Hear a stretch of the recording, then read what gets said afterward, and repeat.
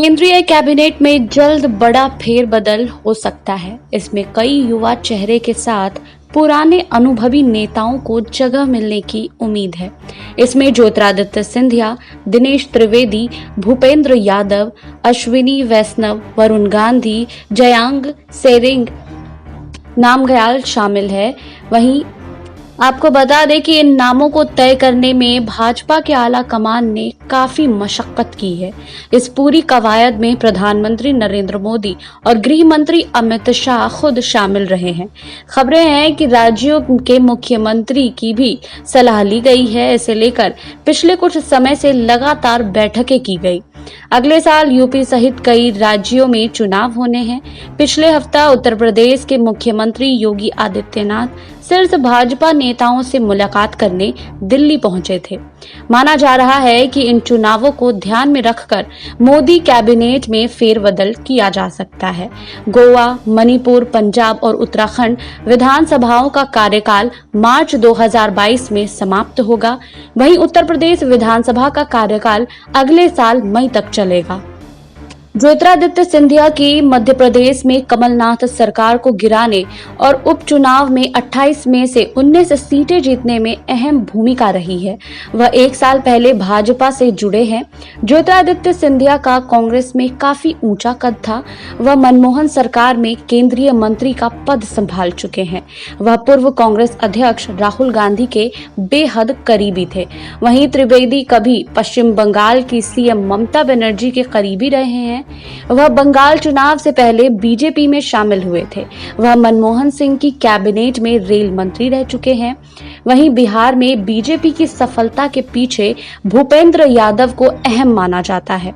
भूपेंद्र ने Hyderabad local body election में BJP को आगे बढ़ाने में बड़ी मदद की थी। पार्टी संगठन के काम में भी वह माहिर हैं। कार्यकर्ताओं के साथ उनका अच्छा तालमेल रहा है। पूर्व आईएएस अधिकारी अश्विनी वैष्णव अटल बिहारी वाजपेयी के निजी सचिव रहे हैं।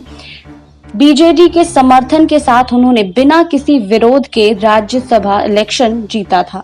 वहीं वरुण गांधी पीलीभीत से भाजपा सांसद है। वह नेहरू गांधी परिवार से आते हैं। उन्हें अपने आक्रामक तेवर के लिए भी जाना जाता है। उनकी छवि कट्टर हिंदूवादी नेता के तौर पर रही है। उनके सिलेक्शन के पीछे अगला यूपी चुनाव भी एक वजह हो सकता है। वहीं लद्दाख क्षेत्र में जमयांग बीजेपी के सबसे प्रमुख और युवा चेहरों में से एक हैं।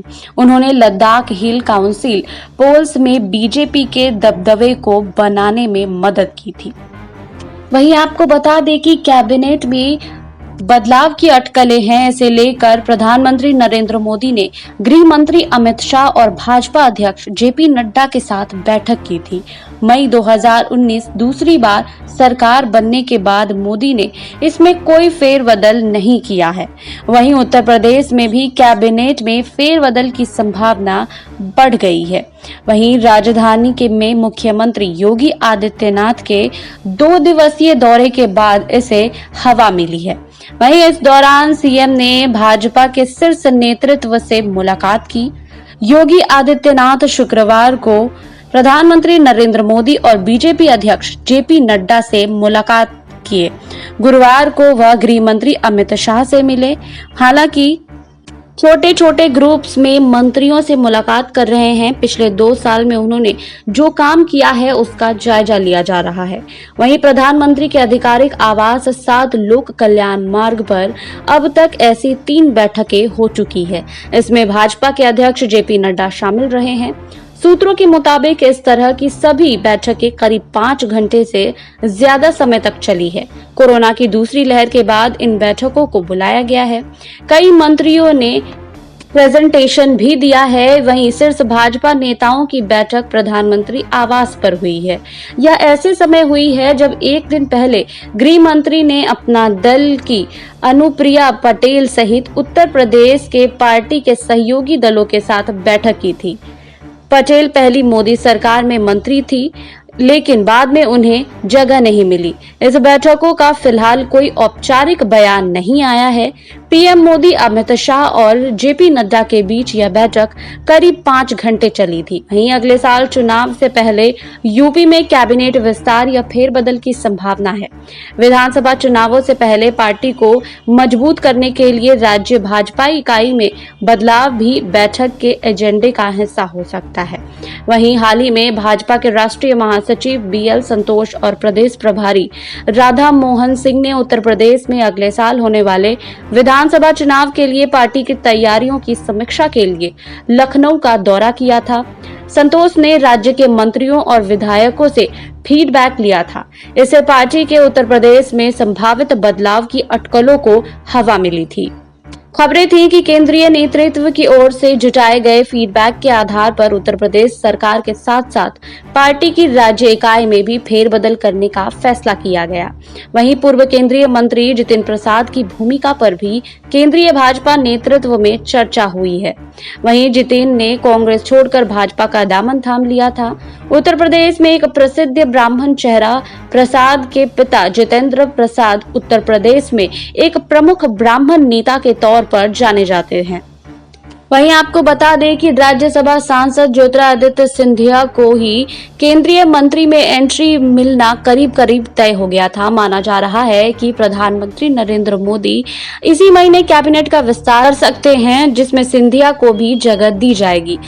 बताया कि मोदी कैबिनेट का इसी महीने विस्तार होने वाला है। इसमें ज्योतिरादित्य सिंधिया को शामिल किया जाना लगभग तय है। उन्होंने दावा किया था कि सिंधिया को रेल मंत्रालय मिल सकता है। वहीं एक्टिव मंत्री की उनकी छवि को देखते हुए सिंधिया को मानव संसाधन या शहरी विकास मंत्रालय भी दिया जा सकता है।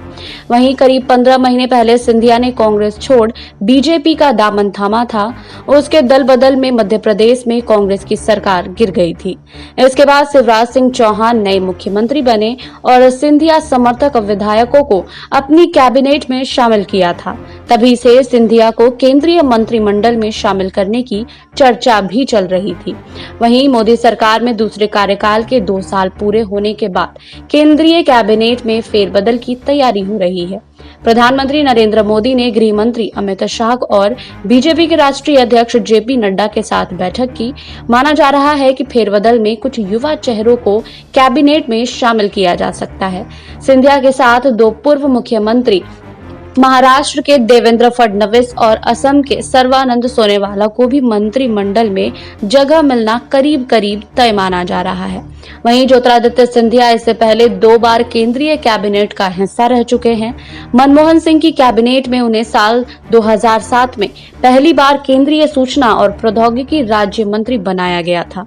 2009 में उन्हें वाणिज्य और उद्योग मंत्रालय में राज्य मंत्री के रूप में फिर से कैबिनेट में जगह मिली थी। आपको हमारी ये रिपोर्ट कैसी लगी हमें कमेंट बॉक्स में लिखिए। बाकी और खबरों के लिए जुड़े रहिए SPN 9 न्यूज के साथ।